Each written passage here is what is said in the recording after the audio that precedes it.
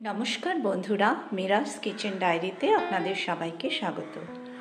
আজকে আমি অ্যান্টিঅক্সিডেন্টে ভরপুর ব্রোকলি স্যুপ বানাবো। ব্রোকলি স্যুপ তৈরি করতে আমাদের খুব কম ইনগ্রিডিয়েন্টস লাগছে। 1 কাপ ব্রোকলি, একটা মিডিয়াম সাইজের পেঁয়াজ, অল্প দুধ, 1/2 কাপ দুধ, নুন, গোলমরিচ, আর লাগছে খুব সামান্য তেল। আসুন আমরা পদ্ধতিটা দেখে নিই। আমি প্যানে তেল দিয়ে দিচ্ছি, খুব সামান্য তেল দেব।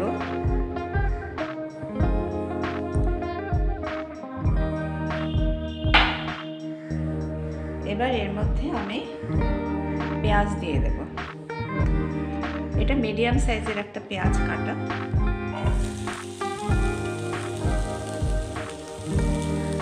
পেঁয়াজটা দিয়ে আমি একটু পেঁয়াজটাকে হালকা সটে করে নেব।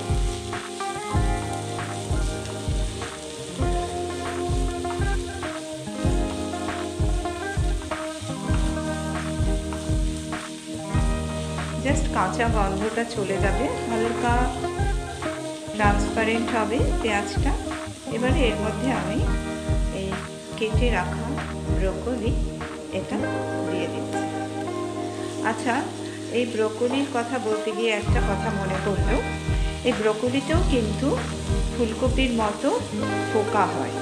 ব্রোকলির পোকাগুলো খুব ছোট ছোট সরু সরু সুতোর মতো, এবং এইগুলো সবুজ রঙের হয়, যেটা ব্রোকলির সঙ্গে বোঝা যায় না।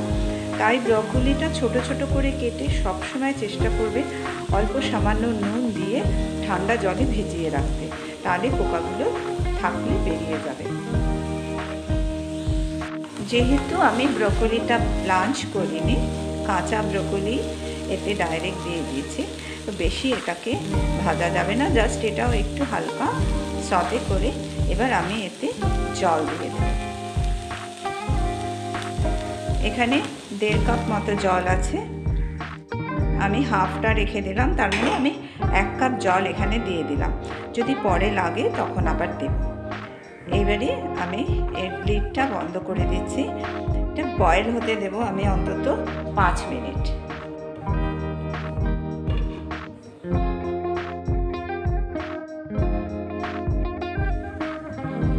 যেহেতু এটা ওভারকুক করা যাবে না, 4 মিনিট হয়ে গেছে, আমি ঢাকনাটা সরিয়ে দিলাম। রান্না হয়ে গেছে, এবারে আমি গ্যাসটা বন্ধ করে দেব।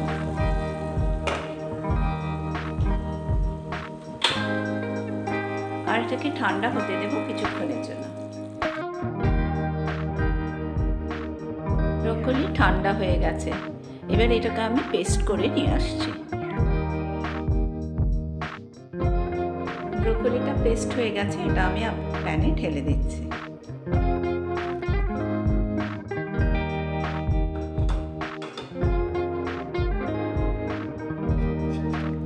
এটার সঙ্গে একটু জল মিক্স করে এতে এটা ধুয়ে এখানে দিয়ে দিচ্ছে। এবারে এর সঙ্গে যাবে 1/2 কাপ দুধ,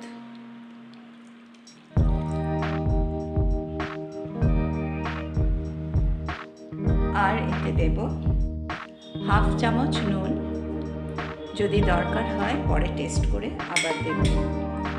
আর এতে দিচ্ছি 1 চামচ গোলমরিচের গুঁড়ো। এবার এটাকে বয়েল আনা অবধি আমি অপেক্ষা করব। এটা এখন আর ঢাকবো না।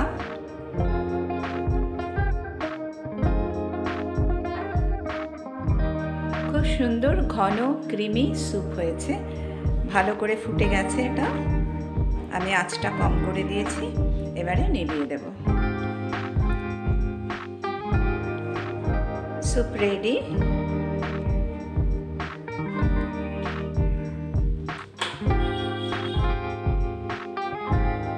ব্রোকলি স্যুপ রেডি হয়ে গেল। যারা ওয়েট লস করার জন্য ব্রোকলি স্যুপটা খাবেন, তারা মাখনটা স্কিপ করতে পারেন, মাখন দেবেন না, কিন্তু মাখনের টেস্টটা এতে খুব ভালো লাগে, তাই আমি একটা ছোট টুকরো মাখন এতে দিয়ে দিলাম। আর আমার এই সময় একটু পেঁয়াজকলি পাতার গন্ধটা ভালো লাগে। আর ধনে পাতা তো আমি অল টাইম সব সময় খাই। আপনারা চাইলে স্কিপ করতে পারেন, কিন্তু এটার ফ্লেভারও খুব সুন্দর লাগে। আমার ব্রোকলি স্যুপ রেডি। এত ভালো স্যুপ, এত ভালো খেতে হয় এবং এত ক্রিমি টেক্সচার, এটা একটু খেয়ে দেখতে হয়।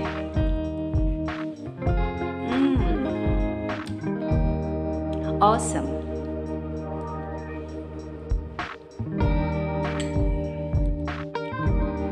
বন্ধুরা, যারা আমার ভিডিওটি দেখছেন, ভালো লাগলে লাইক শেয়ার করে দেবেন। আর আমার চ্যানেলটিকে যারা এখনও সাবস্ক্রাইব করেননি, প্লিজ আমার চ্যানেলটিকে সাবস্ক্রাইব করে দেবেন। সবার জন্য শুভেচ্ছা আর ভালোবাসা রইল। সকলে ভালো থাকবেন।